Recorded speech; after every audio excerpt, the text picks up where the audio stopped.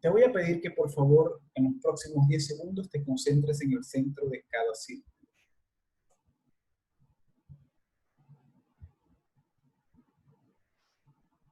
Si me has acompañado en el ejercicio, te podrás dar cuenta que pueden haber ocurrido dos cosas. La primera, que el círculo se esté moviendo a la izquierda, y la segunda, de que el círculo no se esté moviendo. Si el círculo se está moviendo a la hora que te concentras en ver la parte central, significa que tu día ha sido un poco estresante. Esto es un test utilizado para identificar el estrés.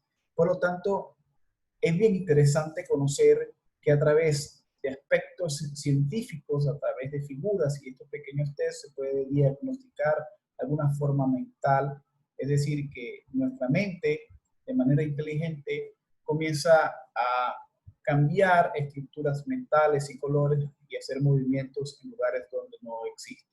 Por consiguiente, les presento qué es la neurociencia. A través del seminario avanzado La gerencia y el capital intelectual, quienes habla el profesor González Díaz Romer Ramón, acompañado de la profesora doctora Gladys América González de Lopeza, y aquí les hablo de la neurociencia.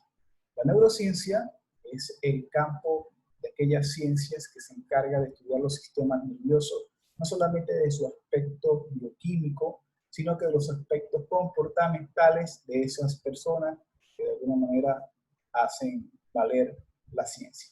En ese sentido, es importante recordar que a partir del año 90 empezaron a incorporarse en la ciencia el estudio del cerebro en sí mismo. Anteriormente había que estar muerto para poder estudiar el cerebro, ahora no, ahora de forma viva, a través de la incorporación de resonadores, a partir de los tomógrafos, empezamos a analizar el cerebro, empezamos a ver el funcionamiento como tal y ver qué reacciones tiene. En ese sentido, en el año ya 2004, 2003, ya comenzamos a aplicar este tipo de mecanismos para ver cómo actúa el cerebro en cuanto a determinados impulsos, en cuanto a gustos, en cuanto a sensaciones, en cuanto a productos. Es decir, nace de alguna forma la mercadotecnia o el neuromarketing. También se puede apropiar en este año el neuromanagement, de manera de ver cómo el liderazgo pudiera influir directamente en el cambio de las actitudes a nivel cerebral. De manera que la neurociencia comienza a tomar espacio en el campo de las organizaciones, básicamente en el campo de la gerencia. Es importante nosotros como gerentes poder identificar aspectos bien resaltantes como lo que vamos a ver en pantalla, que si bien es cierto, cuando nace el constructivismo como paradigma para conocer a través de Vygotsky, a través del doctor Piaget, a través del doctor Sternberger y a través de la teoría triárquica de la inteligencia, entre otras formas de conocer cómo ha evolucionado el capital intelectual, vamos a ver que existen dos formas como acceder al conocimiento. O sea, el conocimiento y el aprendizaje se dan en dos momentos fundamentales. El primero, que son los mecanismos de percepción, y lo segundo, que es el mecanismo de procesamiento. Aquí hay un gran diagrama planteado por el doctor David Cole en el año 1985 aproximadamente, donde plantea de que en ese procesamiento o en ese proceso de ingreso de información o de percepción de esa información, tenemos dos grandes grupos: aquellas personas que de alguna manera son muy perceptivos o de aquellas personas que de alguna forma aprenden o absorben la información a través de la práctica, es decir, teóricos y prácticos. Entonces, imaginemos que las experiencias concretas, en este caso, son las que me van a dar la formación del aprendizaje a la hora de hacer la percepción.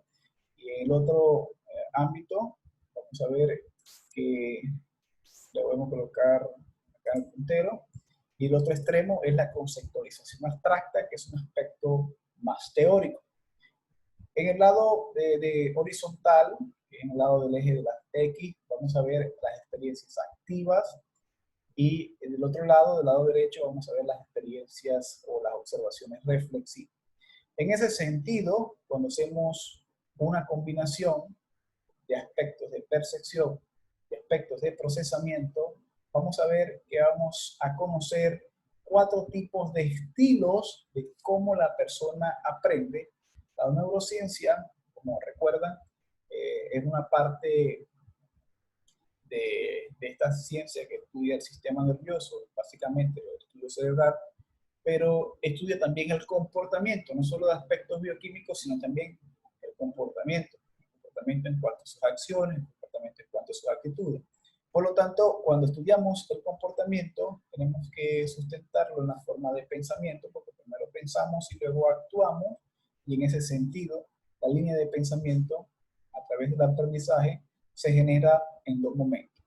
La percepción, que vamos a ver que solamente hay 2 formas de percepción sobre experiencias concretas y sobre formas abstractas.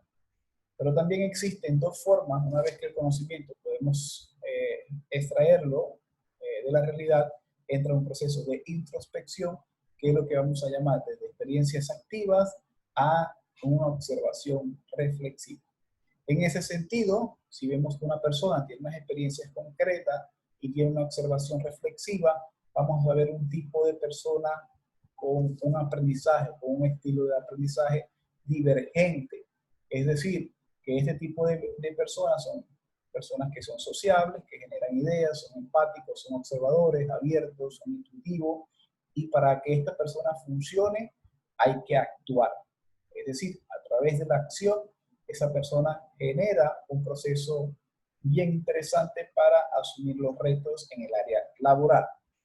Por otra parte, tenemos personas que de alguna manera su proceso en cuanto al ingreso de la información a su cerebro es de forma abstracta, pero se encargan de observar de manera reflexiva los fenómenos. Son aquellas personas que se pueden identificar como, o con un estilo de aprendizaje como reflexionador. Es decir, que son aquellas personas que son asimiladoras. Es decir, son teóricos, que son abstractos, que les gusta la observación, son personas muy inteligentes, pero son poco empáticos, son muy herméticos, les encanta indagar, son poco sociales y generan algún tipo de modelo teórico que de alguna manera da respuesta a los problemas que tiene la organización de manera teórica. Son un tipo de personas que son buenos ubicarlos en puestos estratégicos para control interno. También existen otros tipos de personas que son las que llamadas convergentes, son al contrario de las divergentes, no actúan, sino que se encargan de teorizar porque son a través de su proceso de recibir la información, la reciben mejor de manera abstracta y conceptual, pero tienen experiencias activas, o sea, es decir, de una forma u otra son personas que hacen y siguen siendo poco sociables. Las personas que son muy abstractas permanecen alejados de esa sociedad.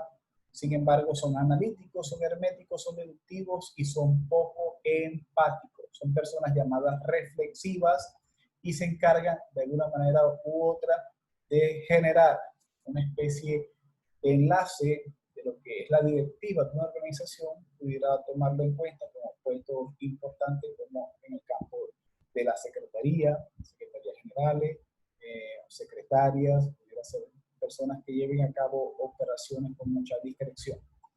Por último, tenemos las personas que se encargan de aprender experimentando cosas, porque son personas con experiencias activas y experiencias concretas, es decir, que aprenden a través de la experiencia concreta, pero de manera interna pues, ocurre una experiencia activa, es decir, son aquellas personas que a través de la acción generan grandes retos, son personas que asumen de manera abierta, son muy comprometidas, son personas muy sociables, son personas muy empáticas y son aquellas distinguidas o reconocidas dentro de este diagrama como acomodadores, es decir, aprenden a través del intercambio social con otras personas y generan de alguna manera u otra la tranquilidad para un gerente al saber de que está en relaciones públicas, estas personas están ubicadas en relaciones públicas, en el área de recursos humanos, entre otras cosas. Es importante conocer lo que planteaba el doctor David Cole, de que este tipo de personas, una vez identificadas, va a permitir desempeñar una mejor acción en sus diferentes áreas de trabajo. Por consiguiente, yo les invito a profundizar sobre este tema. La neurociencia, de alguna manera, hace ver a través de una serie de diagnósticos, poder garantizar a la gerencia primeramente, escoger a personas ideales, a puestos ideales. También ayuda, de alguna manera, a perfeccionar y entrenar cerebralmente a todo ese conjunto de personas, teniendo en cuenta el nivel de comprensión, la manera como aprenden, la manera como se desarrollan, para poder potencializarlo y generar el mejor trabajo y aprovechar esa sinergia. Aquí termino con una frase famosa que es del doctor Facundo Manes, que dice que nuestro cerebro cambia con la experiencia. Feliz noche.